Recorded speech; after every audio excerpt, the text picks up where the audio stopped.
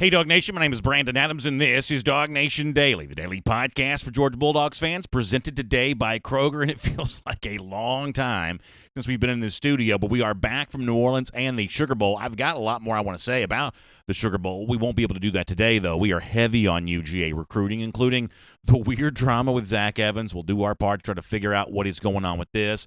Also, two special guests in today's program, Jeff Sintel from San Antonio, where Keely Ringo will make his announcement tomorrow. Connor Riley, fresh from Orlando, having been in attendance for the Under Armour All-American game last night. Also on the scene with Evans in Evans' attempt to explain what is going on with him right now. So we'll let Connor tell us about the scene in Orlando, Jeff tell us about the scene in San Antonio for the All-American Bowl, which is tomorrow, and we will cover a lot of bases in between then, including my own thoughts on the Evans situation. So we are fully loaded and really glad you're with us. Fun to be back, fresh off a trip to New Orleans and a nice start to the Dogs for the 2020 calendar year. It is all on the way next. DawgNation Daily, presented by Kroger, begins right now. Today's episode of DawgNation Daily is brought to you by Kroger, fresh for everyone. Presented by DawgNation.com. This is DawgNation Daily, the daily podcast for Georgia Bulldogs fans. Here's your host, Brandon Adams. Good to be back here in our DawgNation World Headquarters studios today, and at some point in time I want to talk more about what happened in the Sugar Bowl, because I still think there's a lot more to unpack from that. Frankly, we've barely even sort of grazed the surface for what there is to be said about the way that Georgia ended its 2019 season and started the calendar year with its win against Baylor this past week on Wednesday. But for today, we're not going to be able to do that. Fully loaded on DawgNation Daily, presented by Kroger. Connor Riley later on. We'll have him on the show as a guest today. He was in Orlando last night for the Under Armour All-American game. He'll tell us about what happened in the game with a lot of the Georgia guys who were playing in it. He was also around for the Zach Evans drama. We'll do that with Connor a bit later on. Jeff Sintel is in San Antonio, where five-star cornerback Keely Ringo will make his college announcement tomorrow. We'll talk to Jeff about the latest on that. The scene, including the UGA guys who were there as a part of the All-American Bowl. We'll do that on both recruiting fronts later on today's program. But let me begin with the weird drama involving Zachary Evans. And there's no way else to say this. It's just hard to follow. It's confusing. It's seemingly contradictory at times. Many of you are aware of the basic facts as we understand them. Last night was supposed to be a big announcement from five-star running back Zachary Evans. Near the end of the Under Armour All-American game from Orlando, Evans was supposed to make his college choice known. It started kind of coming out, though, 24 hours or so before that, certainly 12 hours at least before that, that when the official schedule of who's going to be announcing when and which TV block they were going to be filling up, as that was coming out, it was seen that Zach Evans' name was not on there. Evans apparently thinking better of the decision of making his college choice known to the world. And when that first happens, you're really kind of left with only three choices for why it might be taking place. Evans souring on Georgia, Georgia souring on Evans, or the third possibility, which there's some sort of academic thing that's going to hang all of this up. And we were kind of left to debate that amongst ourselves, some of you on message boards, some of you in text, group chats, things like that, trying to decide, well, what is the real reason that Zach Evans is not making his college choice known at the end of the Under Armour All-American game? Well, during the broadcast, Evans was interviewed. And at least on the basis of this interview, we sort of get the sense that apparently it was maybe earlier I said it was, Georgia souring on him. We don't know for sure who Evans has signed with, but obviously there's been a lot of that online chatter that would lead you to believe it likely was Georgia, one way or another, whatever school that Evans has signed with. Apparently there is some sort of issue there, because Evans, when given a chance to speak on ESPN last night, essentially offered what basically amounts to an apology to the coaches of the school that he signed with here, certainly leading you to believe that Evans' reason for not making his announcement last night was somehow discipline-related. Here is an example of Zach Evans, pretty contrite when you look back at some of the things that may have happened with him recently. Let me let you hear Zach Evans. First and foremost, I want to apologize to all my college coaches for everything that's going on and what they're hearing. I'm really a good kid, and I wanted to, come up here. I came in, I learned from some former professionals how to overcome adversity. I made some stupid decisions, and I'm ready to compete at the next level. What's the next step for you in this process? I'm ready to come in, be a learning prospect. I'm ready to come in and show them that I'm ready to listen. I'm coachable. So he says he's ready to listen and be coached. Obviously, the presumption here is that the apology that Evans is offering there dates back to his state championship game in which he was, I guess, suspended from his team and not able to play in that game. And so you hear Evans being pretty contrite about that. And on the basis of what Evans says there, you're left to conclude that the reason why Evans was not announcing last night is in somehow related to the discipline issue that kept him off the field at the end of his high school career when North Shore, I guess, went on to win the state championship even without Evans playing there in the state of Texas, city of Houston. But apparently these two things sort of seem related. In that same interview with ESPN last night, Deion Sanders, who's a figure connected to Under Armour, but also a figure kind of connected to the the high school football scene there in the state of Texas, was with Evans during the interview. And Deion, who knows a lot about high school football and kind of around, especially in that state of Texas right now, kind of offered an endorsement of sorts of Zach Evans and kind of told some of his own story about this. From that same interview, here is the former NFL legend Deion Sanders. I've known him for a few years, coming to camps. He made a mistake, man, and it was a stupid mistake. I let my emotions get the best of me. He said, Coach, I want another chance. I can prove to the world that I am a better person and I can make better decisions. He's a kid, man. I got kicked off the team my junior year for doing something stupid. Coach let me back home. I made it up. The rest is history. He deserves another shot. So Deion Sanders there sort of openly advocating for Zach Evans to get, as Deion describes it, another chance, making it sound like that the chance of playing college at whatever school he signed with, a strong presumption is that it was Georgia.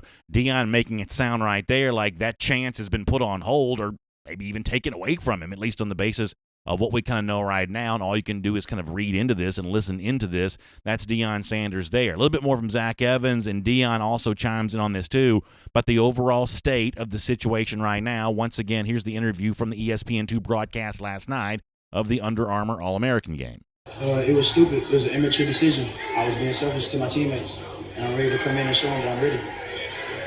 Is he ready? I believe he is. He darn sure ready on the field. Now, if he can just couple that with off the field, and I believe he can, especially in the right environment, this kid going to play on Sundays. So listen, of all the stuff here, and it's very difficult to figure all of it out, the thing that Deion says at the end there, that's the one part of this story that no one can deny. He says he's damn sure ready on the field. Now you just got to couple that with off-the-field stuff, and this kid's going to play on Sundays. That seems to be the most succinct and kind of most, I guess, fully formed understanding of all of this is nobody questions Zach Evans as a player, but given the fact that there were a couple of different things that happened during the year that caused him to miss time for his North Shore High School here during his senior season, obviously the off-field stuff really kind of calls you into question and all this kind of stuff. And all I can do is sort of extend my opinion on this. And my opinion is the same as it was the other day when I first started talking about this, coming back off the hiatus from Christmas. I'm not ready to turn my back on Zach Evans yet. Now, I can't speak for Georgia and what Georgia's going to do, assuming that Georgia is the school that lands Evans. I can't speak for Georgia on this.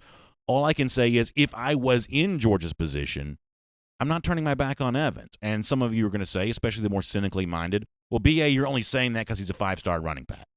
That's probably true. I mean, talent gives you additional opportunities. That's not necessarily fair, but life is not necessarily fair. There are different sort of scales of judgment depending on what you bring to the table. And for someone like Zach Evans, who brings a great deal of talent to the table, he is just going to get a little bit of a longer leash than a less talented player. That is just the nature of the business. But it's also not necessarily wrong to be a little bit more forgiving of some of the things that maybe he's had go on. I mean, I say this all the time, and this is one area in which I'm pretty consistent because you don't hear me on the show a lot of times, ragging on other players from other programs that get in trouble. For the most part, I'm sort of in favor of second chances. For the most part, I'm sort of in favor of the game of football, the sport that football is, being a big-time catalyst for the kinds of growth and maturity and changes that players need to have. Admittedly, in this case, it can sound a little self-serving because we are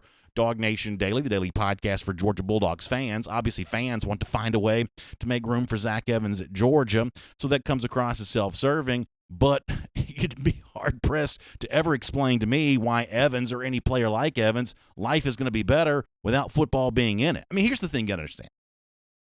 If he were to show up at Georgia and enroll as an early enrollee, The one thing that Georgia can give him right away that for so many players in Evans' situation is a complete life changer on the spot. That's a very disciplined regimen. Now, I'm not talking about discipline in terms of do this, don't do that. I'm talking about here are the boundaries for what you're going to do with your time. You're going to go to class here. You're going to eat nutritious food here. You're going to be in the gym and the workout room here.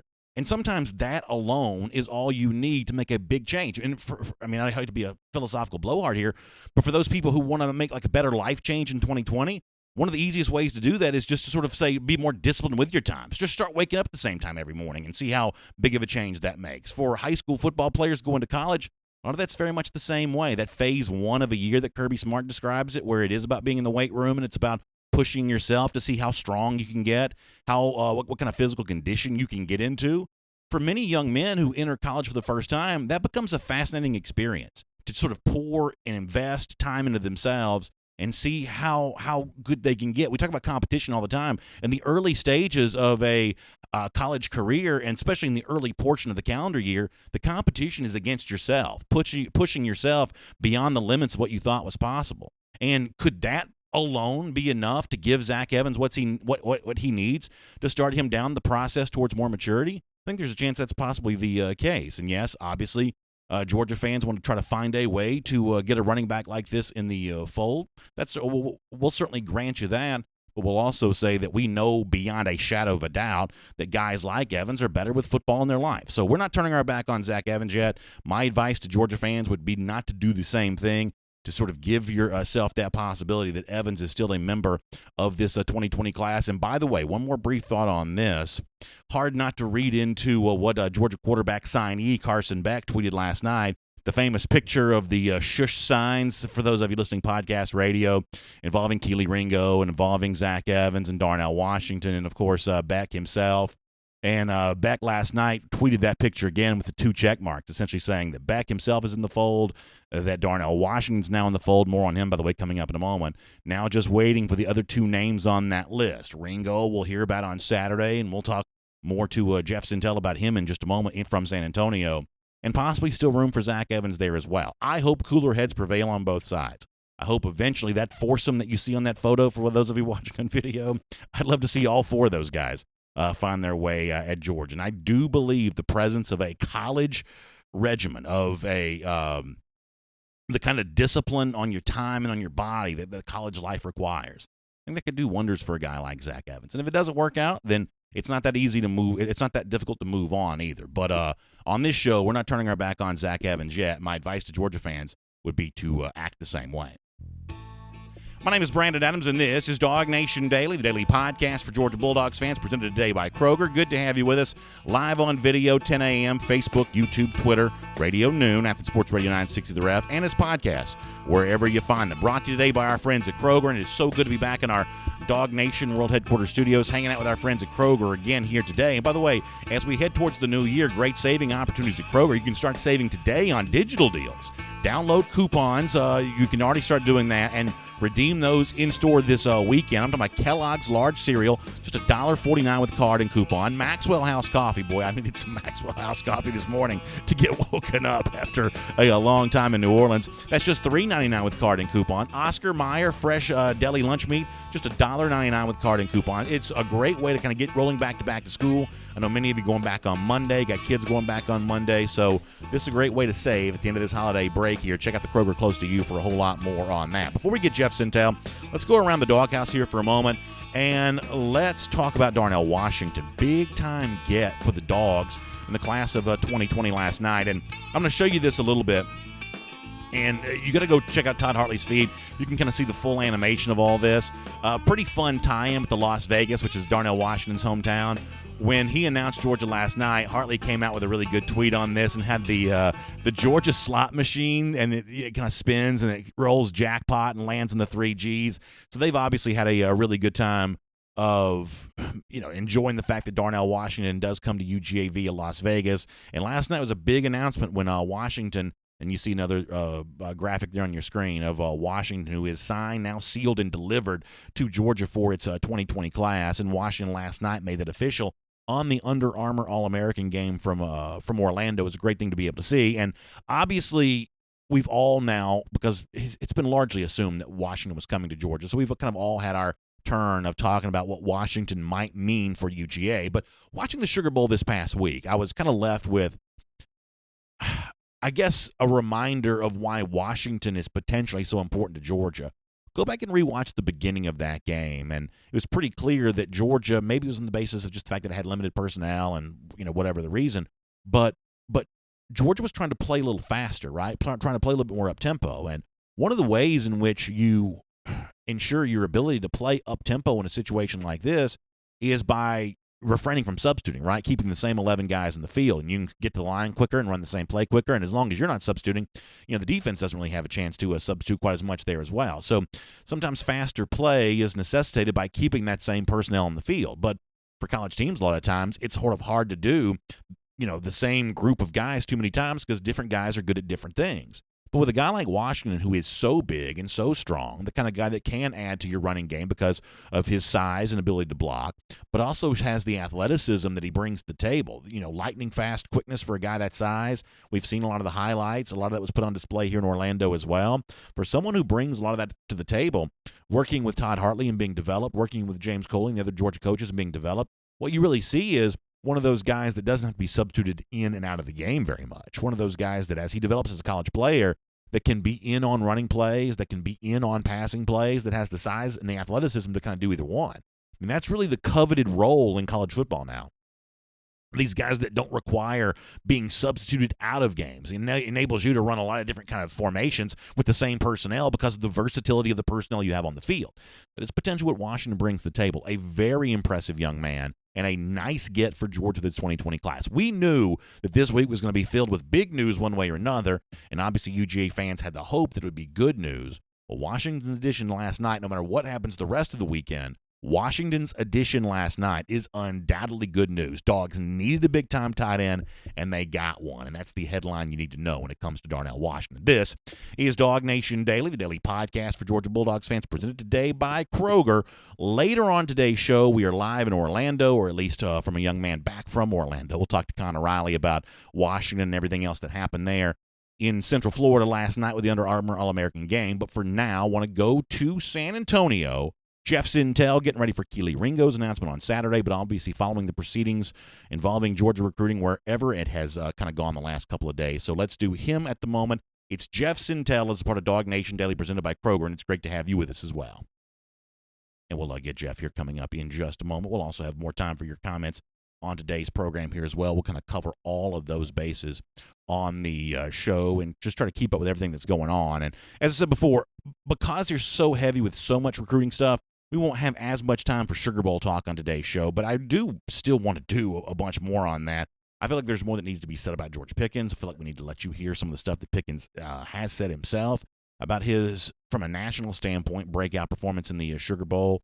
Obviously, a lot to kind of unpack about how the 2019 season for Georgia ends and kind of the momentum that Georgia takes into what Smart and other coaches have kind of described as phase one of the 2020 calendar year and the preparations for the upcoming season. So we've got a lot to do on that, but we got to let this recruiting stuff slow down to ever get a chance on that. So we'll do a lot of this kind of stuff recruiting-wise today, unpacking more of the Zach Evans stuff and just kind of leading into the final touches for Georgia on that 2020 class. And one of the things I did not say about Evans when we were doing the regular segment a moment ago, but I will kind of get into Jeff Sintel more about it. In fact, Jeff is ready, so let's go ahead and get ready to do this right now, and we'll kind of have more of our thoughts from a comment section standpoint later on. Good to have you with us here today on DawgNation Daily, and hope you enjoy Jeff Sintel right now. From Athens and across the SEC or wherever the recruiting trail may lead, here's a DawgNation.com insider. Busy time for those who cover UGA recruiting. That means our buddy Jeff Sintel here, who is good enough to join us from San Antonio, Texas, the site of tomorrow's All-American Bowl. You can watch that on NBC. A lot of Georgia names involved. The most significant, at least in terms of new news, will be what five-star cornerback Keely Ringo does when he makes his announcement. You better believe we'll talk about that before we're done on today's show. Jeff, Happy New Year to you. Thanks for spending some time with us here on DawgNation Daily presented by Kroger, and hope the new year finds you doing well. Hey, Brandon. Happy New Year, sir. I hope the French Quarter was as good to you as the Mercedes-Benz Superdome was on New Year's night. And it was like a fun time was had by everyone in DawgNation that day. Yeah, no doubt about it. It was a good time. It was. It's easy to remember why New Orleans, the city, has such a special place in so many Georgia fans' heart. When you go there, experience a win and experience the celebration that Georgia fans got to enjoy. I know it wasn't as big a crowd as Georgia's taken to the Crescent City in the past, but those who were there had a really good time. And maybe some of those folks still dealing with that hangover the next morning were probably extra confused when Zach Evans, I guess it was known around Evans, and Evans himself has tried to offer some clarity on this about not making his college announcement last night. Let me start open-ended on this, Jeff, and we'll kind of drill down on some more specific points on this. What is going on with Evans as you understand it? Geez, man. That's what you want to do with that one. Here's the thing. The first thing I'm never going to do is I'm not going to run down a young man, any negative character influences, any negative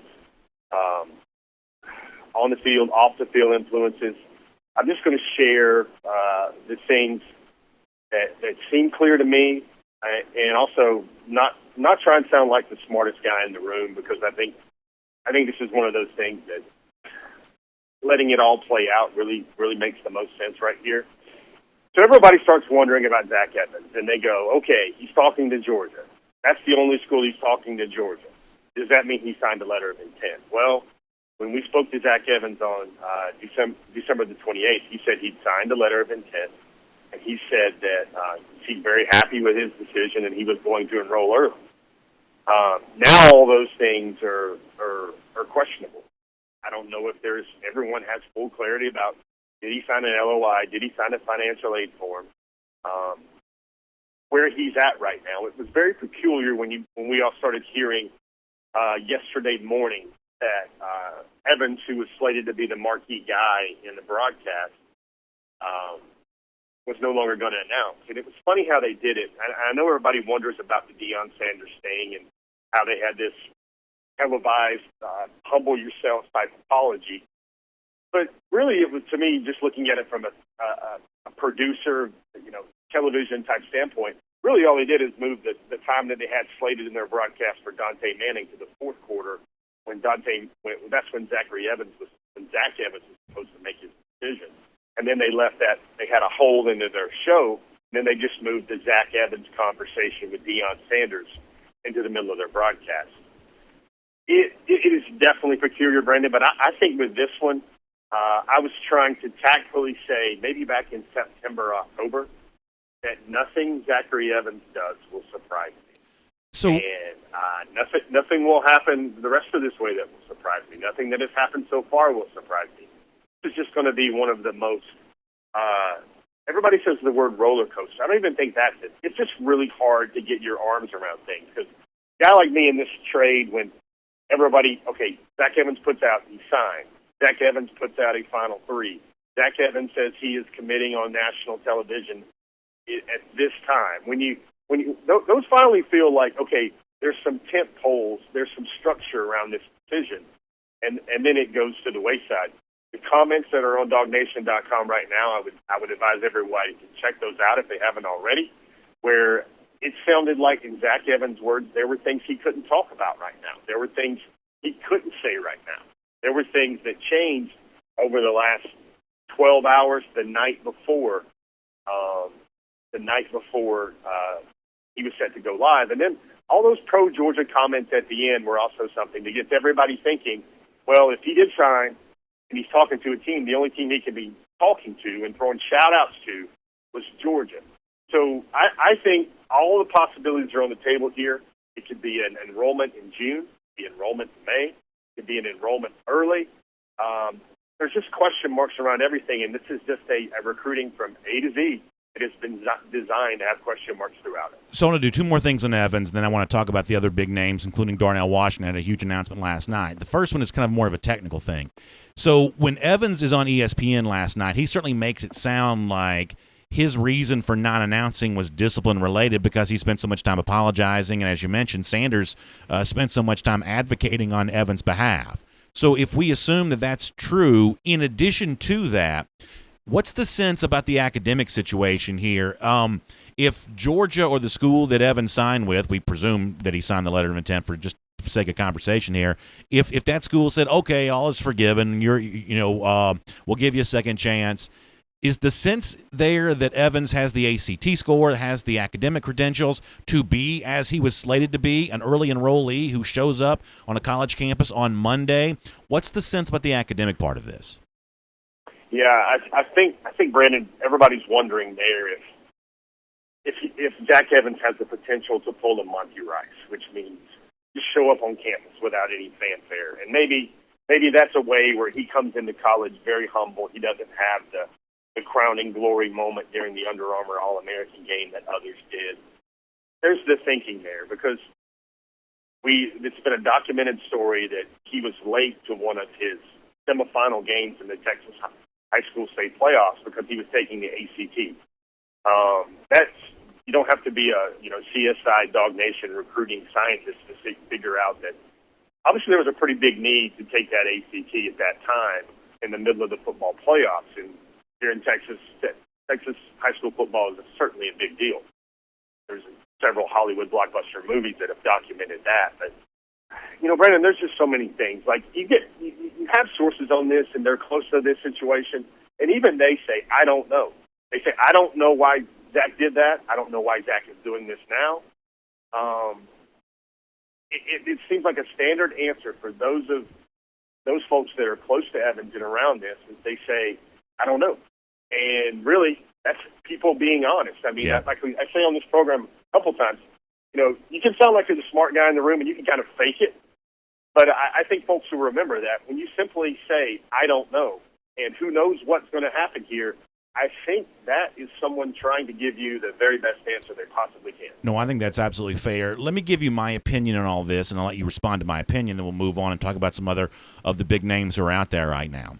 Based on everything that has been credibly reported up to this point about Evans, as a fan of this team, I haven't heard anything yet that would cause me to want to turn my back on Evans and say, well, this is not a guy I want at Georgia. Now, as I said before you joined us, the cynic who hears this will say, well, that's because he's a five-star running back. Of course, that's obviously part of this. There's just a little bit more leniency involved for someone who has a truly elite level of talent. I won't deny that. But the other part of this, Jeff, is, and I've told you this both privately and I've said this on the show before publicly too, I don't mean to sound flip here, but it's just not that hard to get rid of someone who comes on college campuses and causes a problem. So if Evans can't respond well to the sort of disciplined schedule that he's going to be given when he shows up on a college, no matter what kind of college that is, if somehow he doesn't respond well to that, it's not that hard for the school to move on from that. So because of that, speaking as someone who wants the best for Georgia, I'm not ready to see Georgia turn its back on Evans. I'm not ready to give up on this drama. I'm willing to let it play out. And admittedly, I still hope this ends with Evans joining Kendall Milton as a tandem of elite running backs for the class of 2020. How would you respond to that? Yeah, so there's a lot of things there, Brandon. I just remember talking to Zach at Media Day, and I asked him a tough question or two, because everybody's talking about suspension A, suspension B, and he acknowledged the suspensions. The one thing I think people don't understand about Zach, and I asked him this question, is I said, how do people misrepresent you? Do you feel like what's out there is actually a reflection of who you are, or is it what you've done? Because a lot of times in life, our actions reflect our character, not just our words. So, and I said, here's a great example, Brandon, the early enrollee part. Folks, it is really hard to enroll early in high school. I mean, everybody gets to their senior year and they know that, oh yeah, that's right, they can. Basically, everybody has an office aide, a couple of PEs, and only one or two core classes. But still, the ability, that means extra time. A lot of times it might mean some online courses. It might mean doubling up. It might mean doing summer school, especially for a football player that's traveling around like Zach Evans has. It's harder to do that than the average mainstream student. And he was telling me about how hard it was, how much work he had to put into to be able to enroll early. And then he was kind of basically where he said, I know what people think about me. And he said, once I get on a college campus, The fans are going to have their opinion about me, and it's my job to change that opinion. And he's like, once they see me play, once they see me do what I can do for their school, they'll come around and they'll love me for what I can do for them on the football field. Because unfortunately, I hate it. So a lot of our reporting here on DawgNation tries to go counter to that. But a lot of times these young men and their worth are valued in what they can do on the field, what they can do for a football scoreboard. And Zach understands that. So with me trying to give every due respect to the situation, I'm going to say something that I hope would be the gist of this Zach Evans conversation. Right now, if you're a Georgia fan and you're wondering, man, this Zach Evans kid, what's going on with him? What's going on? Does anybody understand what's going on here? The answers to that are probably no, and who knows. But if you're a Georgia fan with your cup of coffee or your bacon, egg, and cheese this morning, here's what you can think about. Which school, in my opinion, in my educated opinion, still seems like that's the school that is trending to wind up with Zachary Evans? That school, in my opinion, is Georgia. What school is... So that's the one thing where it all seems like Georgia is still the school here. The points of interpretation or the points to explore here in conversations like this one around the water cooler or on the golf course is, if you show up in January, if you show up in May or June, what's left between the timing? It's maybe not so much if Zachary Evans will be a Bulldog anymore. It's more of a question of when will Zachary Evans be a Bulldog. I think those are the big questions right now, rather than letters of intent, financial aid forms. Did he wrangle out of something? Is somebody trying to get out of something? I think that's misinformation, and I think it's irresponsible reporting right now, unless you have that locked, stone cold solid from several sources. For those of you watching on video, we do have breaking news. We'll do more of this on this coming up in a couple of minutes. But Mississippi State, according to the Jackson Clarion Ledger, and I'm sure everywhere else as well, has fired Joe Moorhead. This was a guy who was supposed to be safe at the end of the regular season.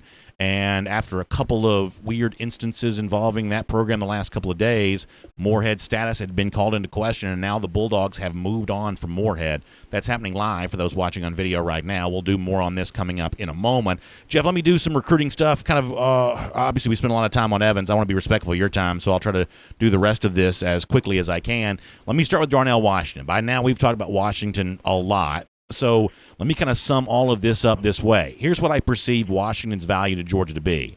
You know, if Georgia's going to make changes to its offense, one of the changes that some fans hope is that Georgia just plays a little faster. Well, Jeff, as you know, faster play requires fewer substitutions. That's kind of how you maintain a pace. But you've got to have versatile athletes if you want to play with the same 11 guys more frequently. That, to me, is what Washington can be. He's big enough to contribute to a run game because obviously he is just a load when it comes to blocking for the run game, but he's also got this rare level of athleticism for someone his size. To me, when I think about the value of Darnell Washington, it's that unique hybrid of a big guy that can help set the edge for a running game, but a quick guy that can be very difficult if you're going to try to put a linebacker on him in pass coverage. Good luck with that because of his athleticism. This is what I think Washington's potential value here is. It's the versatility that he brings to the table. Yeah, and so Darnell Washington is a guy, and I think one of the stories I'm working on for probably post-All-American game coverage is, what's the real Darnell Washington like, and what's the real Zachary Evans like? Are these similar elite, potential dynamite players for Georgia? Any way you want to look at that, I think that's something that we really have to get into and add some depth to. But with Washington, I'll just plainly say and articulate what I see here. I have a lot of respect for Georgia tight ends coach Todd Hartley, the way he goes about his business, the way he rose in his profession. From a recruiting coordinator to assistant coach. I look at Darnell Washington, I think that will be, simply put, the greatest work so far of Todd Hartley's young career as an assistant coach. Now, either Darnell Evans is going to be a third-round or a fourth-round pick. That might be the floor here, or he's going to be a first-round pick. And the bullet point at the top of Todd Hartley's resume, because when you look at Darnell Washington, we saw him this weekend. We saw a lot of him. To me, he didn't look like he was in shape, but that's natural. A lot of these boys haven't done a whole lot since the end of their football season. He has to work on finding his true potential by effort level in practice, and it's not negligent and it's not deficient, but it just needs to get better for him to go and one day shake Roger Goodell's hand really early in the NFL draft. These are the things about Darnell Washington. I think he's a little misguided or a little misunderstood as well, and hopefully that reporting will add context to it. But, Brandon, if this young man gets to be 90% of what he can be during the next 3 years in Georgia, and that includes some of Scott Sinclair's greatest work as a Georgia Bulldogs strength and conditioning coach, too. Brandon, I don't know who in the world can answer this question. It's Darnell Washington, and can you cover him at 11 feet in the air? And that's something that even a safety like Jeffrey Okudah, even the guys like Isaiah Simmons, even some of the most versatile, talented hybrid defenders in college football, when you start asking someone to cover Darnell Washington at 11 feet in the air on a red zone ball, now you're talking about some very rarefied air, because you've got the 85-inch length, you've got 6'7.5". I think that some of the best scouting opinion about Darnell Washington is this. Brandon, he might hit the wall as a tight end. He might not ever make it as a tight end. But if you put 25, 30 more pounds on him, he could be a first-round offensive tackle. That's how athletic he is. That's how explosive he can be. I mean, he's got a 31-inch vertical. He ran a laser 4.75 in the 40-yard dash at the opening. We just don't see prospects quite like Darnell Washington. We've been writing about him for a while. It certainly seemed like Georgia was trending his way for a while. He's played all over. There's lots of clips on social media that would be the definition of viral. I still remember the one where he was playing a 3 technique on a defensive tackle. He tips the ball. He collars the ball. He brings it down.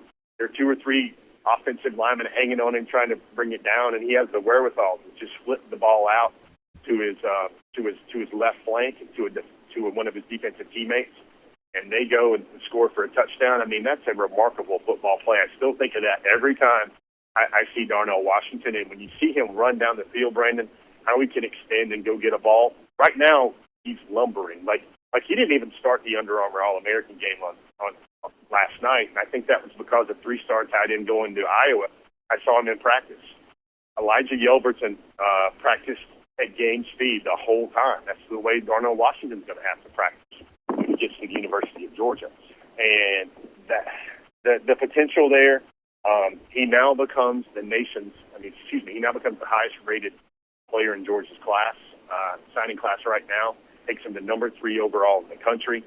He's the number 10 overall recruit. Georgia now has 3 5-stars on the board for the 2020 class, and potentially about 2 or 3 more to come. Before I finish up with a look at what's happening there in San Antonio, let me squeeze one more thing in on Washington, and this doesn't really matter, but admittedly I'm still curious. You know, because Washington didn't start the game last night, obviously we're in the process of those kind of final evaluations for the final rankings for prospects. Do you think Washington is a safe bet to hold on to his 5th star when the final rankings come out? Yeah, I think he is. I think it's going to be very hard for anybody to fall 22 spots in their rankings. On the subject of rankings mojo, though, I would think a guy like Darnell Washington would stay there, but I would think a guy like Jalen Carter is making a move for his 5th star. Yeah. I think Tate Ratledge is kind of right there in the range of a 5th star. You see a lot of players, man. It's really funny how these games compare and contrast. It seems to me like the offensive and defensive lines, by and large, the better players were offensive and defensive lines were in San Antonio.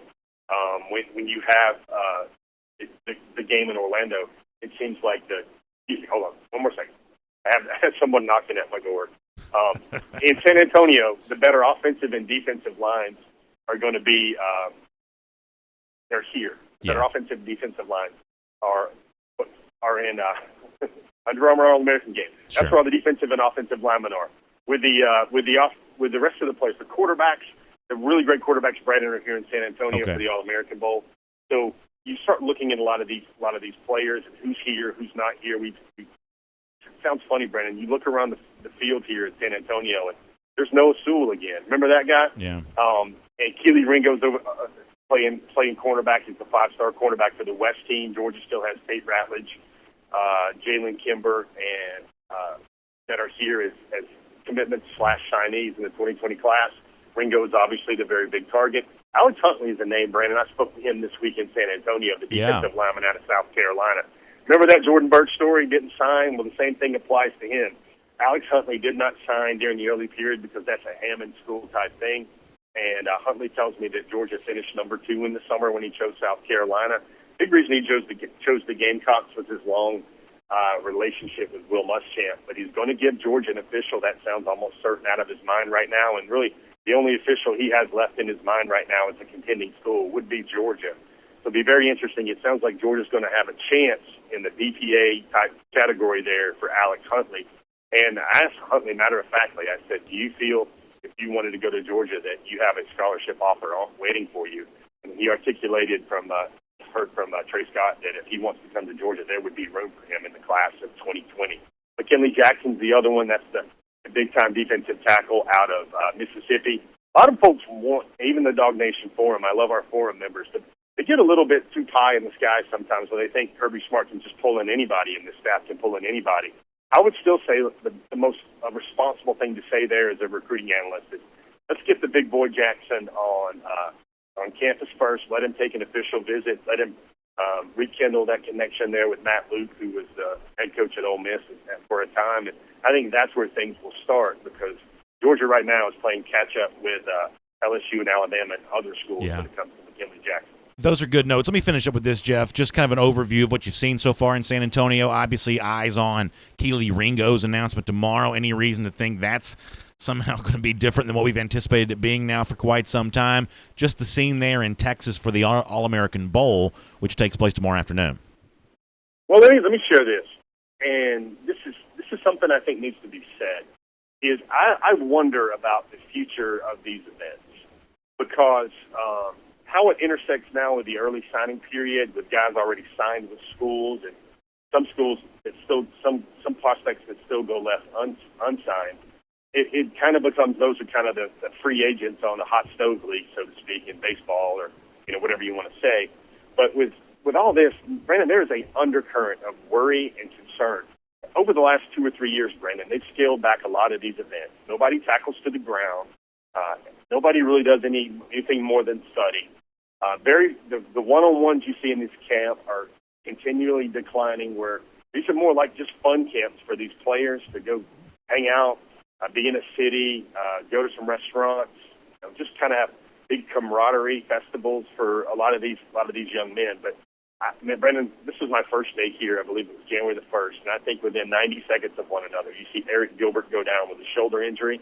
He's not expected to play in the game, and then Jackson Smith-Ngava, who's an Ohio State commitment, who he's only seen as the nation's number 33 overall prospect and number 5 receiver, but I think he's the best receiver in the country by far. And those two guys both go down back-to-back within one another about 90 seconds. And really, Brandon, you just needed to have your head on the swivel and look around, and all these players here were like, all right, man, I'm going back down from 5th gear to down to 4th gear because the look in their faces was like they didn't get all the way through their senior years and come through their senior years healthy and find themselves be tangled up and on the ground and going to see a trainer or going to get x-rays at an All-American game. So that's one of those things where, you see Kendall Milton skip it, Jermaine Burton skipped it, Major Burns skipped it, Clay Webb skipped it last year. There's beginning to be a little bit of a rising tide of players who just feel like, you know what, I'm signed, I'm going to go play college football, I'm going to go be in college, and some guys just decide to do all that rather than take one more trip, especially the early enrollees, Brandon.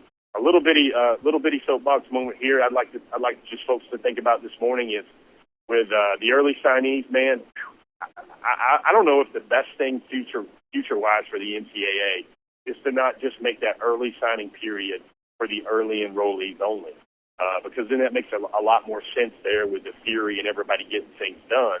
But with these schools and these colleges, you would understand the resistance there because they want to get these players signed up and locked away in their class as soon as possible so they don't have to continue recruiting these young men. Hey, Jeff, good stuff. We'll look forward to more of your coverage from San Antonio. Big day tomorrow with Keely Ringo. Can't wait to be a part of all of that. Obviously, we appreciate your time here on DawgNation Daily presented by Kroger. Happy New Year. It's fun to be back doing this again. It feels like it's been a while since you and I have done this together. So good stuff. I look forward to speaking to you soon. All right, guys, got a few stories coming up on DawgNation today. Keely Ringo, maybe something about Caleb Williams, maybe something about Tate Ratledge, too. Good stuff. Sounds great. Let's take a look around the rest of the league. This is SEC Through. Yeah, so interesting with Jeff Sintel on a number of fronts there, and obviously big day tomorrow. DawgNation all over the Keely Ringo announcement. We'll have more details for you that on to come, but some of these things can be a little fluid, as yesterday proves. But looking forward to being a part of that tomorrow as Keely Ringo gets ready to make his big announcement. Let's go cruise around the SEC now, courtesy of Royal Caribbean. Before I do that, let me also remind you that another guest on our show here coming up, we'll talk to Connor Riley, fresh off a trip to Orlando. He was at the Under Armour All-American game last night. He'll give us kind of a first-person perspective on that coming up. Before that, though, as I said, cruise around the SEC, courtesy of Royal Caribbean. And, Georgia got a big win this past week, which means that a lot of folks looking for a great way to celebrate. To me, there's no better celebration, bold celebration, than the one that you get when you take a Royal Caribbean cruise. And really, Royal Caribbean's been setting the cruise industry standard with dazzling, full-scale productions on every cruise. The entertainment's amazing, and it's all included with your fare. I'm talking about awe-inspiring, Tony Award-winning Broadway musicals, ice skating, dive shows, performance drones, original productions there as well. And on the Oasis-class ships, you also get those aqua theater shows, which is kind of an amazing thing to see as well. Plus, you got all the night spots like Casino Royale, the Boleros Bar, Playmakers, which is the sports bar, Schooner Bar, all kinds of nightclubs, things like that. You want to talk about just fun entertainment, like being in a big city on the sea. That's what a Royal Caribbean cruise really provides for you. So contact your travel professional to find out more about that. Or let me recommend my friends at the Cruise and Vacation Authority. You can reach out to them at 800-326-4971. That's 800-326-4971. But let them know you heard about them right here on DawgNation Daily. All right, for those of you who are watching live right now, you heard me say this a moment ago. Now, for later on broadcasts, people who listen on demand, radio, podcast, things like that, this won't be quite as new to you as it is to us now, but Mississippi State has fired Joe Moorhead. A couple things go down here as of late. Mississippi State was a favorite over Louisville in its bowl game, and Mississippi State lost that game. Not a very impressive performance in the bowl game. And then Ross Dellinger from Sports Illustrated, others may have reported this as well. I just happened to see Dellinger say that there had been, I guess, allegations of a fight at Mississippi State practice leading up to the bowl game. That's kind of out there. So those are issues that Moorhead was facing. But the honest truth is the support for Moorhead, even at the end of the season, was just not very strong. And I think part of that is, and can we just be candid here for a moment? We don't have to, speak in such flowery tones. Moorhead's not from the South. And, Mullen wasn't originally from the South either, Dan Mullen, but Moorhead's not like that Southern guy. He's not like that guy deeply ingrained in the SEC culture. And I think when things are kind of only going okay, not going super well, I think it can be easy for a program to kind of turn on him pretty quick, a fan base to kind of turn on him pretty quick. And I don't think that Moorhead was very popular with Mississippi State fans. There was a lot of talk, even leading into the Egg Bowl, about that late in the season, that folks in Starkville just weren't that sure they liked Joe Moorhead, weren't necessarily that big a fan of him. So it's kind of easy to look for an excuse then to move on from a guy when the people who are paying the bills for everything are just not that jazzed with the guy to begin with. Now, let me say this in kind of a half-serious, half-kidding note. I don't ask for a lot in life, but there is nothing I would love more. Please, please, please, please, please let Mississippi State now reach out to Hugh Freeze. Would that not just be perfect? Freeze, who's back head coaching again, had a nice year, certainly offensively speaking, especially as the coach of the Liberty Flames. Can you imagine Lane Kiffin at Ole Miss, Hugh Freeze at Mississippi State? You'll talk about making the Egg Bowl even more dramatic. Put those two coaches on both sides of this, and I have no idea what Mississippi State will do. But Freeze is out there, and somebody's going to hire him. Being back in the Magnolia State again, that would be fun for me. Maybe too fun to actually come true. But can you imagine the Ole Miss fans who spent years and years defending Freeze for everything, all of a sudden now forced to make the same arguments against Freeze and the kind of back-and-forth fan chatter that they once had to try to defend against from their Mississippi State brethren? That would make the Egg Bowl, I would say, pretty fun. Tennessee got a bowl win last night. Surprisingly, really beat Indiana after trailing for most of the game. Kind of an ugly game. But, listen, give credit where credit's due. 8 wins for Tennessee. I think 6 straight to close the year. I want to say they covered, am I right about this, 7 of their last 8 games or something crazy like that. So really, around the time that Tennessee played Georgia, and Georgia had to get the scoop and score late to cover the spread in that game, but around that time, Tennessee started playing a much better brand of football and kind of maintained that throughout the year. So ugly losses to start the season. and it kind of turned into a much better finish. So is Jeremy Pruitt now, after a bad start to September, getting some momentum for the Vols? That's going to be one of the big topics there in 2020. One final thing, cruising around the SEC, courtesy of Royal Caribbean, that I want to get, and then we're going to get Connor Riley here on the we're going to get Connor Riley on the phone. So Tua Tagovailoa is going to announce on Monday if he's leaving college to go to the NFL or if he's coming back. And I got to tell you, I find all of this to be very suspicious because I know that Tua's recovering from an injury, and I know that's a pretty long, recovery, and, would potentially impact his ability to be taken number 1 overall. I get all of that. But there is, in my mind, and I'm not, the number 1 draft expert, but I'm guessing as this process plays out, you're going to find it said that there is no way that Tua Tagovailoa falls out of the first round. There's just no way. And I find it hard to believe that he'd last, halfway through the first round. I think if Tua Tagovailoa comes back to Alabama, I think he's making a terrible, terrible decision. I don't care if he could play his way into the number 1 overall position. The fact of the matter is, the kinds of money he could make for being a first-round pick this year, putting that in jeopardy after 2 straight years of having pretty significant injuries he had to deal with, I think that'd be a huge mistake. And if he's making that mistake on the basis of advice that he's getting from people in Tuscaloosa, I think that's a really bad look for Alabama. To me, it comes across as the Crimson Tide exploiting Tagovailoa as opposed to what will end up being celebrated as this, great decision and, Alabama loading up for 2020.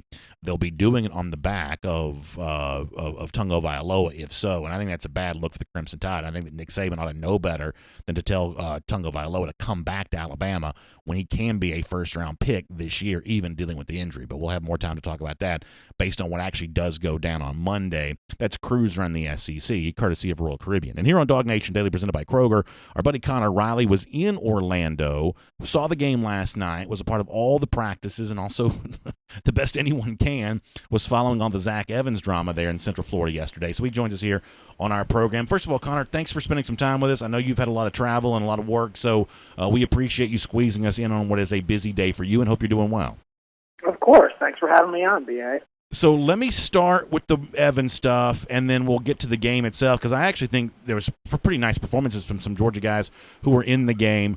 What was it like being in Orlando yesterday, and were the rumors probably outweigh the actual tangible facts by a magnitude or two? What was it like trying to follow this and having had a chance to speak directly to Evans, I believe, last night?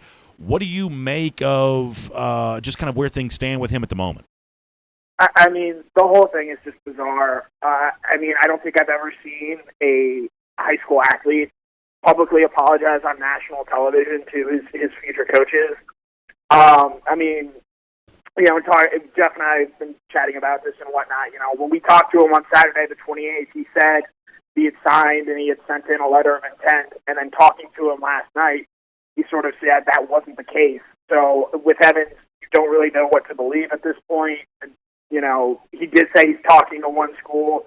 He did have very nice things to say about Del McGee and Georgia after their win over Baylor. But, you and I have talked about this at length on and off air, and I think we're both at the same point. We'll believe we know where Zach Evans is going when he actually shows up there on campus and maybe even, plays in that first game, because to try and predict where he's going to go or how this thing is going to end up, it's an impossible task.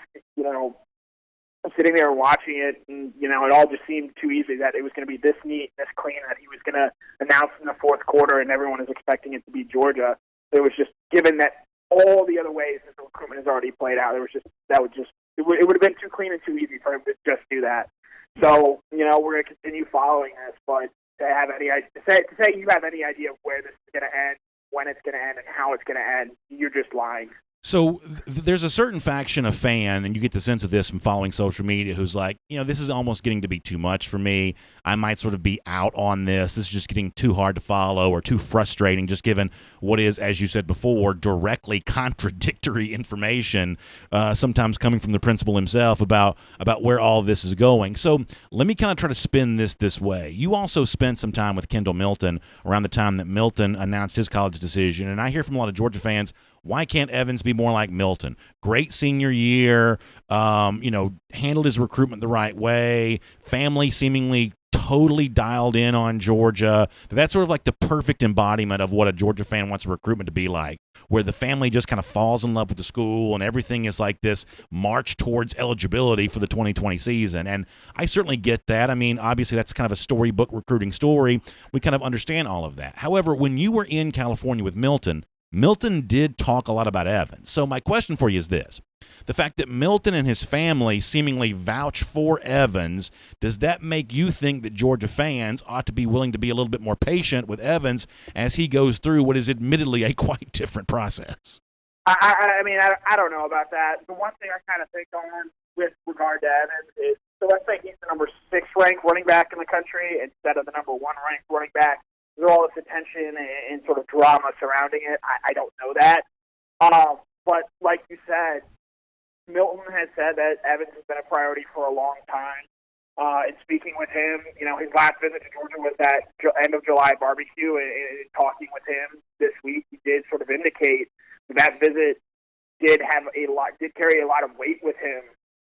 So, for as far as the fans that are potentially, saying, is this guy too much, whatnot, I just remind people, Reuben Foster got a tattoo of the Auburn logo on his forearm. That's a good point. And, I know his NFL career hasn't worked out all that well, but in his time at Alabama, he was an exceptional linebacker. So I think one thing to keep in mind with all these guys is they are 17 and 18 years old, and I think the rarity in this situation isn't a guy like Zach Evans and some of the immaturity around him. It's actually Kendall Milton who's the more rarity, just given how mature he is for a person of his age. You saw a lot of Darnell Washington this week heading into his announcement of Georgia last night, and Washington in his high school career didn't have the luxury of playing with a quarterback like Harrison Bailey, and maybe not even having a quarterback like that at the Under Armour game in Orlando this past week. But to the extent that you can, the best that you can, how polished is he? How finished is he? How much of this is raw materials of size paired with athleticism,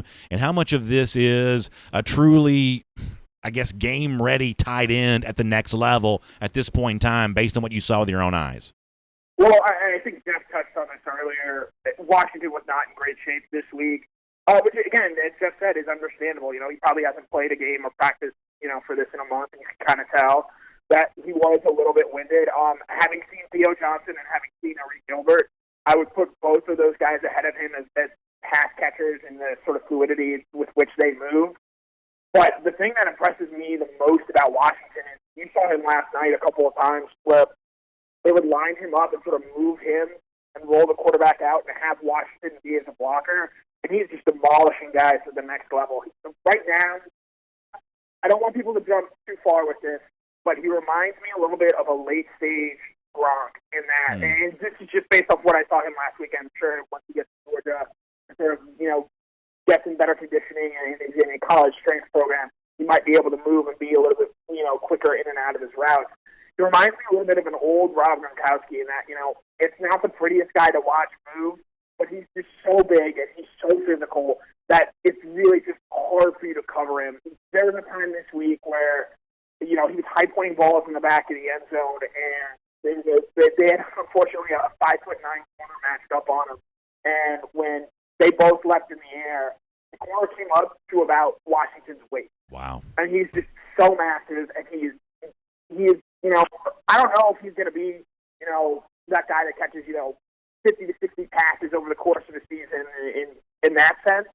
But as a red zone weapon, he's just so big and such a tough cover that he is going to open up some things for Georgia next year. So let me finish up with this and want to kind of keep this open-ended. A lot of folks, focused on the Sugar Bowl, still kind of hung over from New Year's.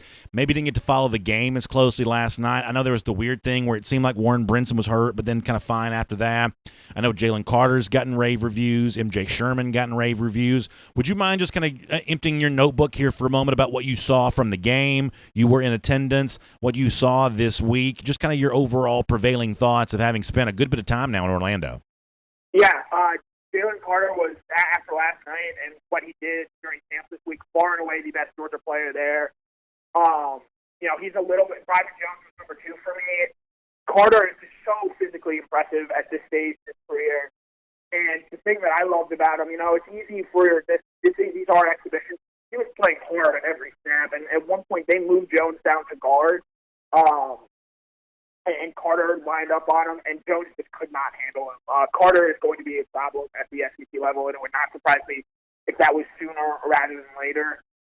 Warren Briston, I did talk to him. He said his knee is fine. He was a little scared. He was worried it was something more significant. He ended up coming back in and playing that game last night.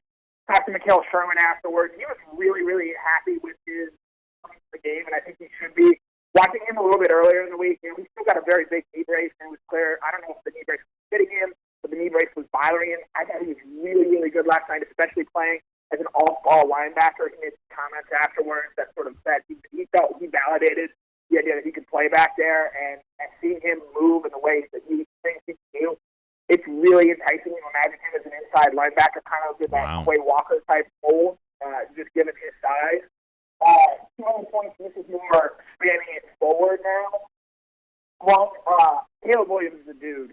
Watching him at the Future 50 camp yesterday, the ball comes out of his head differently than just about anyone. I thought he was absolutely incredible yesterday.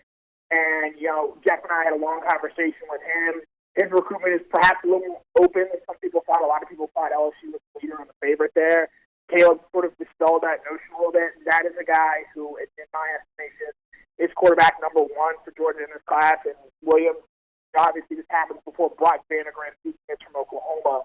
But Williams is a guy who Georgia says he is their guy right now. And after what I saw at the Future 50, I wouldn't expect that to change. He's a truly special talent.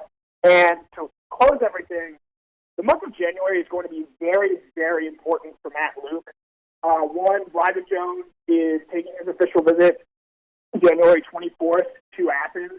The biggest thing he said in his recruitment with regards to Georgia is having, that face-to-face meet with Matt Luke and sort of getting to know him as a person in person, and that is going to be very important to him. Another thing, another 2021 guy, Amarius Mims, 5-star offensive tackle in the 2021 class. Georgia was his leader when Sam Pittman was the offensive line coach. That is now no longer the case. He told us yesterday that Georgia has sort of fallen back a little bit behind Alabama and LSU, but that he is looking forward to getting to Georgia as soon as he possibly can to sort of meet and get to know Luke. And if Luke does well with Jones and Mims, I think that's going to go a long way in the future of the Georgia offensive line. Well, Connor, I can tell you this. I got a chance to spend a little time with Matt Luke after the game on Wednesday night. That guy is boundless energy, and I know you saw some of his stuff from the sideline during the game. If it's a busy month and if it's going to be a reckless pace, I think Matt Luke is more than spoiling for a fight when it comes to stuff like that. I loved the energy that he brought to the game on Wednesday. Yeah, and I talked to those guys. They like what they've seen from him so far. And, we've heard players love Luke, and if he can show that and he can convince, and Jones, and just to reiterate this, Jones was just so impressive, and, he's 285. He does not look 285 pounds. When he gets in a college weight room and gets college coaching, he can be every bit as good as Andrew Thomas has been. I think that's me, even more so than Zach Evans at this point, Roger Jones is the most important Georgia recruiting storyline leading up to National Signing Day.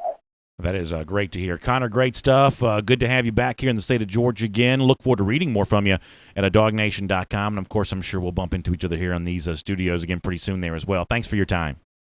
Yep.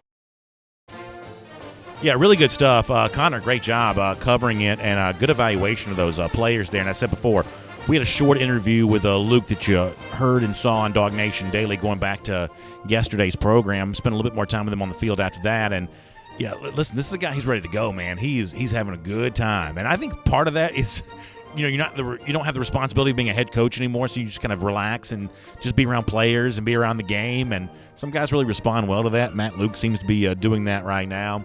Let me also say this. Gatorade Updater. It's been a long time since those lousy stinking Gators beating the Georgia Bulldogs. We love the thought of the start to 2020 rolling in with a lot more talk about Georgia beating up on Florida.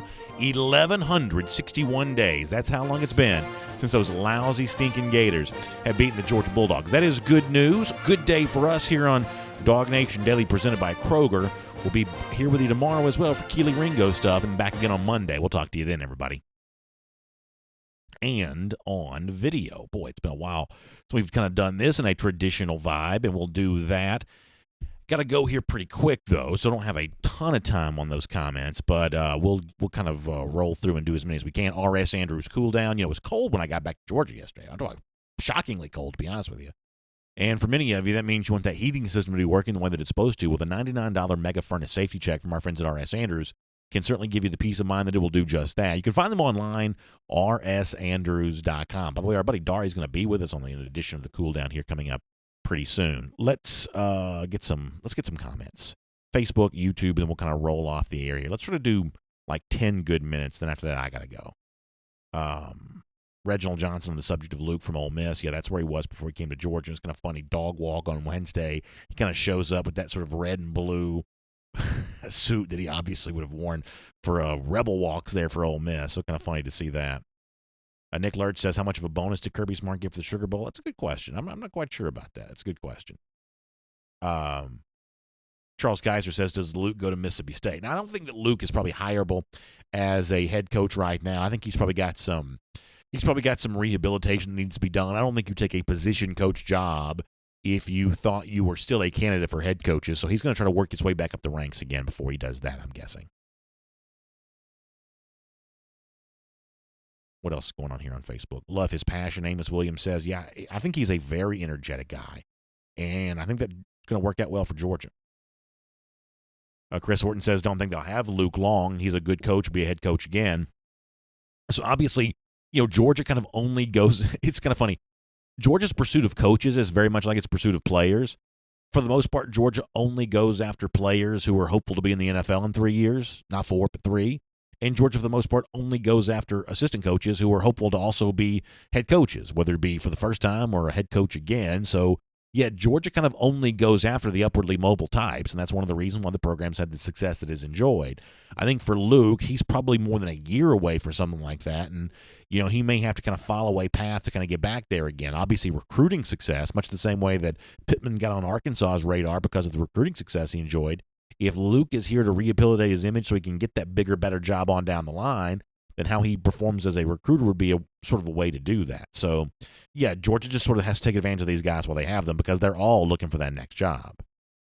Demario High says, who do you see as the starting quarterback if Fromm leaves? I think if Jake Fromm were to leave, I think that Georgia would pretty quickly get itself involved in that transfer market. Not to say that Carson Beck or Dwan Mathis or someone like that couldn't be the starting quarterback. Stetson Bennett, I guess, included. Not to say that couldn't happen, but I think that Georgia would want to feel comfortable that it had some sort of veteran presence in that competition, not solely guys who hadn't really played very much, or in some cases not playing at all, competing for that job at that point in time.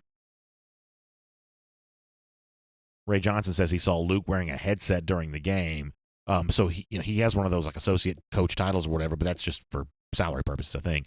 But in terms of wearing a headset, I'm not really quite sure why he would have been, but it's interesting that he was.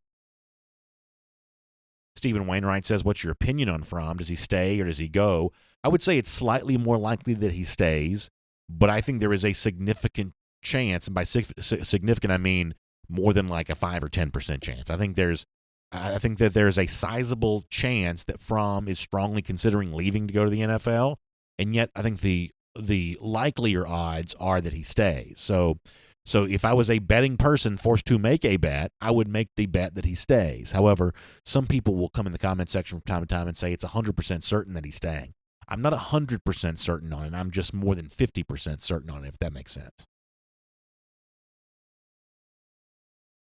Denny Beatty says, for the program, Fromm needs to announce his decision. I think one way or another, even though these guys say they haven't decided yet, they haven't really thought about it much yet, one way or another, the program probably knows. We will almost certainly be the last ones to find this out. The program itself probably already knows one way or another. Eric S. says, Auburn's still scary. Maybe so, but Auburn not a very good bowl performance, though, the other day. Fallon says Minnesota's Auburn's daddy. I was actually very surprised by that bowl result. Very surprised. Let's go back over here to Facebook for a moment. Take a few more here.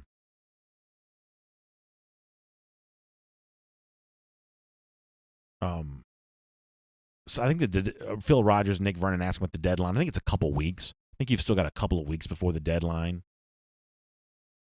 Chris McGee says, where's the direct King smoke coming from? I think that smoke is coming from the fact that for now, King along with Costello are the two potential biggest names out there. There may be more names eventually, but for now, King, the former Houston quarterback, Costello, the former Stanford quarterback, are just the two biggest names. And King has kind of been out there the longest, so he's just going to generate a lot of buzz wherever. So if Georgia were to lose Fromm, then there's going to be a lot of thought of, and then Tagovailoa to go to the NFL draft, which sounds like right now maybe he might not, but for these big-time programs of that opening at quarterback, that's just going to become the hot topic of it's going to be easy to connect those dots. Now, is that because it just sounds logical to sort of put one with the other, or is it because there's really something to that? We don't necessarily know, but that's kind of just where that comes from, at least in my mind, is that Georgia's potentially a big-time program that potentially could be looking for a quarterback. King is the biggest name that's out there, and it's just easy to connect the dots beyond that. But I think it's also instructive of, you heard Connor Riley say this a moment ago, having spoken to Caleb Williams, the 2021 quarterback. Some people think that Georgia is not interested in dual-threat athletic quarterbacks. But the fact that Georgia is seemingly prioritizing Caleb Williams, even though it's not a given at all, not even close to a given, that Georgia will land Williams, and maybe even prioritizing Williams at the expense of more drop-back style passers who are a little closer to home, given that as the scenario, it's hard to say that Georgia isn't in on these dual-threat quarterbacks, wants a dual-threat quarterback, wants someone who can do more athletically than just throw the football. Georgia seemingly is trying to be in on some of these guys, so if it needed a transfer quarterback, my presumption is it'd also be trying to be in on a guy like King as well, because it's just seemingly interested in trying to find that top-flight dual-threat quarterback at some point in time. Matt Rukavina says, do you think the big recruiting wins affect Jake's decision to leave or stay? If I had to guess, I think that Fromm's decision is almost solely based on what the NFL is telling him. And I think he already knows one way or another that Georgia's still going to be a contender in 2020.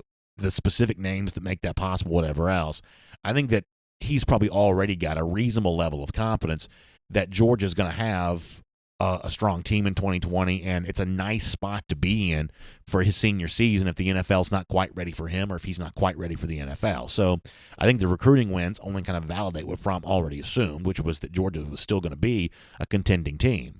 My assumption is that Fromm's decision will be almost solely based on, does the NFL tell him, yeah, we're ready for you, or does the NFL tell him, we might be ready for you by this time next year? One of those two things, I think, would be the thing that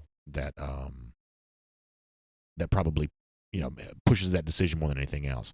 Bob Garrison on Facebook says, help Dan Mullen with Dallas. So yeah, that rumor's out there. I was going to mention this in the regular show and I just kind of ran out of time, forgot to. If I had to assume, the whole Mullen to Dallas rumor is probably being pushed by sources close to Mullen more so than sources close to the Cowboys. If you get my drift on that, I think if you're a Georgia fan, you don't want Mullen to leave. I think if you're a Georgia fan, the last thing you want is for Mullen to exit Gainesville and then to bring in someone who's going to be an effective recruiter and going to challenge Georgia for players. I mean, as it stands right now, for the most part, Georgia's getting its pick of the litter from down there in the Sunshine State. When it wants to get involved with a player, for the most part, it's doing pretty well. Hasn't gotten them all. Javon Dexter comes to mind, but has done plenty well when it comes to those kinds of players, and is out recruiting Florida by a wide margin just for talent overall. And as long as Dan Mullen's there, no matter how good of a game coach people try to tell you Mullen is, no matter how true that might be, Georgia's going to enjoy the talent advantage between those two programs. And the last thing you want is Mullen to leave. I think that Mullen's camp is probably pushing this out there to make him sound like an even smarter coach. The Dallas Cowboys wanted him. I think that sounds good if you're connected to Mullen, or maybe even if you're connected to Florida. But ultimately, I think that the Cowboys, if they reach the college ranks, are going for someone like a Lincoln Riley, whose results in terms of coaching up offense have been even better. Because, I mean, are you really going to tell me that if you're just talking about ability to orchestrate an offense, is Mullen in the same ballpark as Lincoln Riley on that? Say what you will about the rest of the way in which they manage programs, just in terms of designing offenses, is Mullen Riley's class? I would say no. And if I was a Cowboys fan, I think Mullen would be a poor substitute for what a coach like Lincoln Riley could be. So I think that the Mullen to the Cowboys is more smoke than fire. Drew Roman says Mullen's not that bad. He doesn't have talent, still a top 10 team. Yeah, so that's a slightly different topic. And if you want to say that Mullen is a good coach, I can't really deny that. Mullen is a good coach. He was much better at Mississippi State than Joe Moorhead's proving capable of being. And as you said before, without elite talent, Mullen is still winning a lot of games, including kind of scratching and fighting and clawing against Virginia this past week. So I'm not going to tell you that Mullen's a bad coach. What I'm going to tell you is the kind of coach who does more with less ultimately is not going to topple Georgia. It's not. So Mullen is a good game coach, but I think the notion of being a good X's and O's coach, given the importance that talent has to the sport, I think the notion of being a good X's and O's coach is kind of overrated. So Mullen is making the impact at Florida that he's supposed to make. He's on brand with the way that he's performing, but that's not the kind of thing that's going to topple Georgia anytime soon. Will Scott, kind of a funny line. He says Lincoln Riley's going to go to the Cowboys and continue losing playoff games there. If that be the case, that's at least an upgrade over Jason Garrett, who seemed to go 8-8 about every single year. By the way, Garrett is out with the Cowboys. Derek Bartlett says Mathis will win the starting job if Rom leaves. He might not have played, but you can bet he was studying the playbook. That's true. The time on campus for Mathis was probably very valuable, very beneficial. And go back and watch one of our Kroger kickoffs we did from the field on Wednesday before the game. We kind of highlighted a good bit of Dwan Mathis. He's having the time of his life out there. I think he's happy to be healthy, happy to be working his way back towards being a full contributor to the football team again. And he's out there running around, throwing the football. It was good to see him having fun on Wednesday. Kind of the theme of Georgia and the Sugar Bowl. They just had a good time being there. The players who were there enjoyed themselves, and that was a good thing to be able to see. Let me get a couple more, and we got to go after that. James Wade says he's an LSU fan. Mullen's a hell of a coach. He gets the most out of his talent. I don't disagree with that. My sort of dislike of Florida and dislike of Mullen doesn't cloud my judgment on this. Mullen clearly gets the most out of his talent. My only point is the level of talent that he has does not make him a threat to Georgia anytime soon. No matter what Mullen tells you about only being 7 or 8 points away, you watch the full 60 minutes that Georgia and Florida played, the better program is still clearly Georgia, and your team, LSU, I think it's much the same way too. Given the way that LSU's recruiting right now, if LSU and Florida play every single year, that gap is widening there as well. I think as you head in towards 2020 at Florida, I think one of the things that Mullen and Gators fans need to be honest about is that they're in a tougher spot than they were before because they have to play LSU every year. And LSU is a tougher opponent now, even without Joe Burrow. As long as Joe Brady's there and as long as that offense is kind of created in his fashion, playing LSU every year is going to be a grizzly bear to deal with. And so I think things for Florida and Mullen are getting harder. Lloyd Dog liking the fact that Cedric Von Pran is all dog. Certainly he's drawn rave reviews for his all-star game work.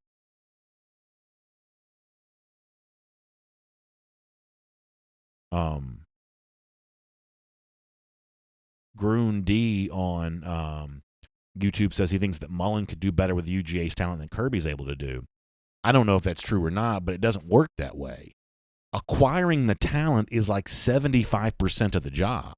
So you can't say, well, you give me Kirby Smart's talent and I'll go out and win a national championship for you. That's not the way it works. The job is acquiring the talent.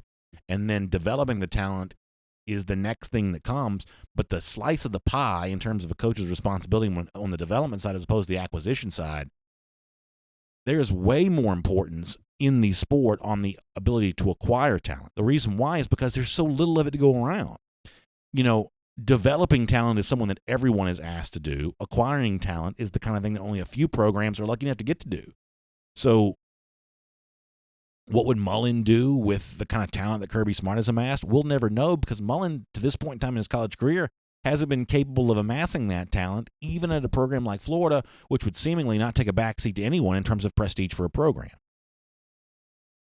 Dustin Pratt says, didn't Evans say something about coaching changes? Yes, he said that, but y'all, and I say this with all due respect, and I've already told you before, I'm all in on George trying to get Evans. I don't think you can read too much into what Evans says one way or another, and I say that with the utmost respect for the situation. But I don't know that I would read too much into the specific things that he says one way or another. And I'll just leave that at that. Lockdown, feeling good about UGA signing Darnell Washington was a great thing to be able to see. Scott McFadden reminding us that Eddie the Blind Squirrel is a Dan Mullen creation. That's exactly right.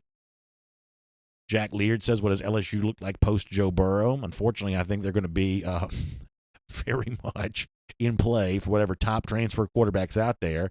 I think LSU is going to be a very attractive destination for any of them, Derek King included. Houston, after all, is a major pipeline to Louisiana as it is, in more ways than one, I guess. But there's a huge pocket of LSU fans live in Houston, for instance. That's essentially their big city beyond New Orleans in terms of huge alumni base. So Derek King landing at LSU, I'm not reporting. I'm just speculating. It would seem very easy to imagine something like that happening.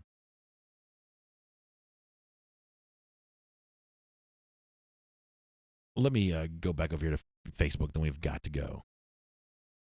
Drew Roman asking about Demon Clowney.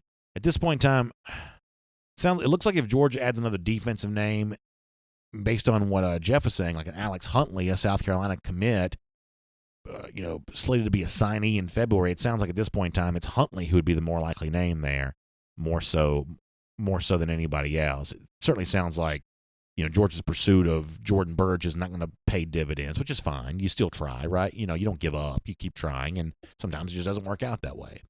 So no harm, no foul in terms of that. Georgia is seemingly now ready to move on, and according to what Jeff has reported that Huntley has told him, that maybe Huntley's a name worth considering there. Interesting to think about that.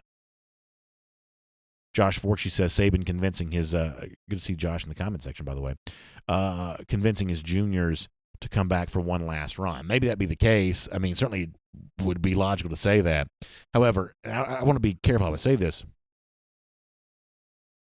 But if you look at what might be going on with Tagovailoa, if you have a chance to be a top 15 pick, and there's some rumors out there that may have been what the draft grade that Tua got was, top 15 pick. If you come back to college, if you're convinced to come back to college when you could be a top 15 pick, I'm sorry, that reeks to me of exploiting naivete, because you are naive if you think that coming back to Alabama to play for free when you could be making 8 figures to play in the NFL is a good decision. Now people will say, well, you can make even more money if you come back and work your way up to the number 1 draft pick.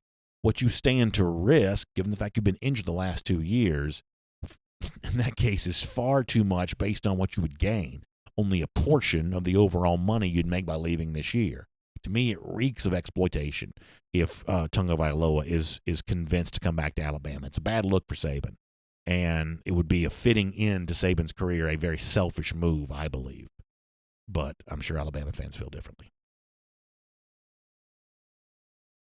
Tim Harrell says that Dan Mullen's turning Florida into Mississippi State. Yeah, I mean, honestly, in terms of Florida turning Mullen into a typical Florida coach like what Urban Meyer was, or Mullen turning Florida into Mississippi State, you could certainly make the case that one was more true than the other.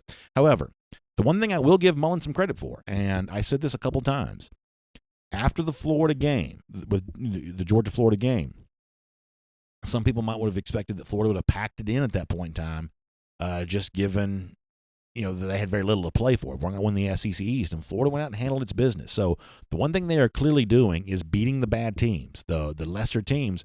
They're actually handling them. Now, they got more of a challenge from Virginia this past week than I would have expected, but they still won the game. So from that standpoint, Mullen is at least building something that's somewhat durable there at Florida, and I don't say that joyously. I don't like giving Mullen credit, but from that standpoint, I got to give him at least a little bit of credit. Reginald Johnson says, what's the last word of McKinley Jackson? We heard Jeff on this a little earlier, and I got to go, y'all. I really do. So it sounds like right now, even though Jackson's got a really good relationship with Matt Luke, it's just really hard to make up that much ground that quickly. So Georgia's trying to get in the mix on Jackson maybe, but it seems like right now Georgia's not one of his favored preferred schools. So things can change, and maybe this changes, but for now, the lateness of the hour in which Georgia got involved with McKinley Jackson may prohibit them from winning that recruitment. It seems like more likely than not right now. But, everything's worth a shot, right? Matt Luke knew him. Jackson likes Luke. So go out there and give it a shot. Georgia gave it a shot, but it seems like right now there's just too much ground to make up, at least based on what we know of the moment. All right. We're going to go. Huge thanks to all of you. By the way, make sure you check out the AJC for Atlanta News Now. Back in the new year, finding out about everything happening in your world, always a great thing to be able to do. School going back into session for many people next week. You can read about that at ajc.com. By the way, there was an Amber Alert yesterday. Some good news, good recovery news on that. Young child found and found safe. So good news on that. Always nice to read some good news. You can read that online at ajc.com, and a lot of preview for the upcoming weekend to come. It's all available for you. Get your Atlanta news now at ajc.com. Huge thanks to R.S. Andrews for making the R.S. Andrews Cool Down possible. Air, heating, plumbing, electric. We trust R.S. Andrews to play all those positions for us, and they can play all those positions for you no matter what your need might be. Check them out online at rsandrews.com. Huge thanks to Connor Riley and Jeff Sintel from both Orlando and San Antonio joining us here today on our program. DawgNation Daily presented by Kroger. We'll see you tomorrow for some hopefully good news on Keely Ringo. Back here again on Monday. Have a great weekend, everybody.